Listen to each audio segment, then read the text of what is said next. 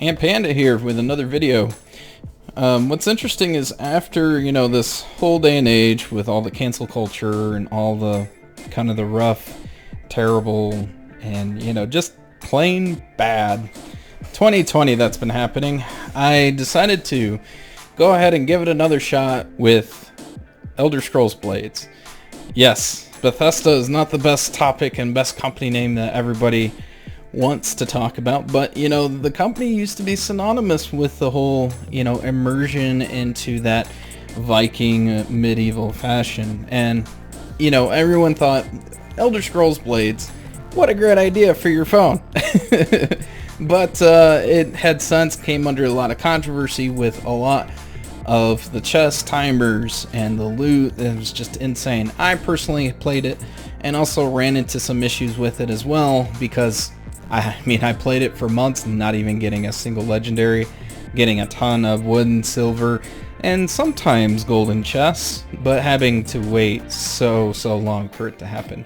But if you've been paying attention, or if you haven't, I've got some news for you. So ever since, as of November of last year, and believe it or not, I actually dropped off right before November because I love the Halloween events. Halloween events are my thing when it comes to, games like that. But basically in November, around Christmas time, they did an overhaul, in case you were curious, with the game. Now, a lot of folks reported on these chest timers and how much they hated them. And the thing is like, it's totally warranted, and a lot of folks did not like this particular game when it happened. Of course, you don't see a ton of folks actually coming back and talking about how great the game is after the changes are made. I mean, that's how you get the views and all that stuff. But anyway, I wanted to go ahead and report because I've been playing Elder Scrolls Blades for a little while now, and I'm very much enjoying it because they did a complete overhaul from 1.5, the 1.5 update onward, which happened in November, and that was that chest timers are now removed. Major loot overhaul was done. Basically, anything going forward as you're playing Elder Scrolls Blades, any chest you run into, you open it immediately. It doesn't even matter what type of chest it is, which is great. The other thing too is they also made it so the loot overhaul is much easier to actually get loot, especially in the sense of legendaries, because legendaries are quite a pain to get. At least it was back in the day for me. Now they made it so you can actually get legendaries, and sometimes you actually get legendaries more than one in each of your chests that you open, even wooden chests, surprisingly enough. All the details can actually be found on the website, which I will link here in the description down below. But anyway, I wanted to take a minute just to call out, because in this day and age of things that happen and things that go on, there's a lot of bad news out there, and sometimes it's just good to have some positive news.